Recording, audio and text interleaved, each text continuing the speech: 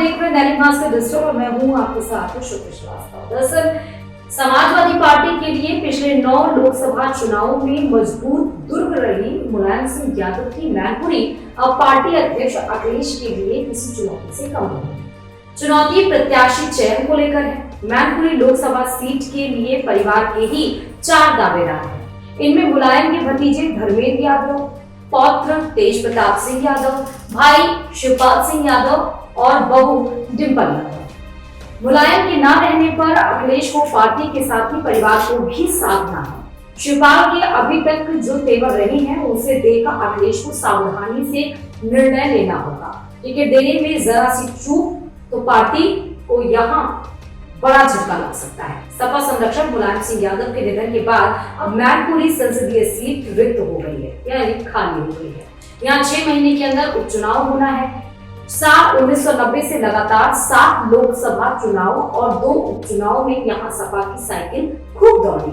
वर्ष 2004 में जब मुलायम सिंह ने मैनपुरी सीट से इस्तीफा दिया, उस समय उपचुनाव में धर्मेंद्र यादव ही यहाँ से जीते थे और इस तरह साल 2014 में जब मुलायम ने फिर यह सीट छोड़ी तो उस समय उपचुनाव में उनके पौत्र तेज प्रताप सिंह यादव मैनपुरी से चुनाव जीतकर सांसद बने थे। इस कारण धर्मेंद्र और तेज प्रताप दोनों का दावा इस सीट पर मजबूत है। शिवपाल सिंह यादव भी पहले कह चुके हैं कि यदि नेताजी चुनाव नहीं लड़ेंगे तो वे चुनाव लड़ने पर विचार कर सकते हैं। हालांकि अब मुलायम के न रहने पर स्थितियां बदली हैं। मुलायम ने जब 1996 में जसवंत नगर विधानसभा सीट छोड़ी थी, तब से शिवपाल ही इस सीट से चुनाव लड़कर विधायक बनते आ रहे हैं। यानी सपा के इस यादव परिवार में शिवपाल ही ऐसे व्यक्ति हैं जो मुलायम की तरह सभी दलों में संबंध रखते हैं।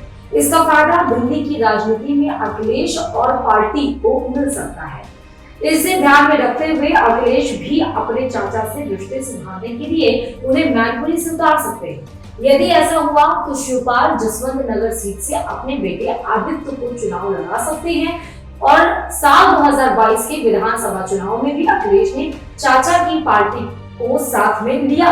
हालांकि उन्हें केवल एक ही सीट दी थी। अखिलेश ने जब सपा विधायकों की बैठक बुलाई थी, उसमें ना बुलाए जाने से चाचा शिवपाल नाराज हो गए थे।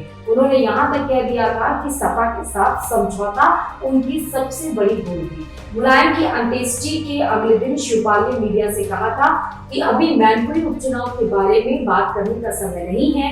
उन्होंने ये भी कह दिया कि जिनको सम्मान नहीं मिल रहा है उन सबको एकत्र करेंगे। शिवपाल के यह तेवर भी अखिलेश के लिए बड़ी चुनौती है, क्योंकि किसी और को टिकट देने पर चाचा भी यहाँ से ताल ठोक सकते हैं। यानी कि मुलायम के निधन से दिल्ली की राजनीति में सपा कमजोर हुई है। स्थिति ये है कि इस समय सपा के लोकसभा में केवल 2 मुस्लिम सदस्य शफीकुर रहमान वर्ग और एचडी हसन ही बचे हैं। साल 2019 के लोकसभा चुनाव में सपा ने 5 सीटें जीती थी। रामपुर और आजमगढ़ लोकसभा उपचुनाव सपा पहले ही हार चुकी है। करीब 2.5 दशक बाद यह पहला मौका है जब लोकसभा में मुलायम परिवार का एक भी सदस्य नहीं बचा है।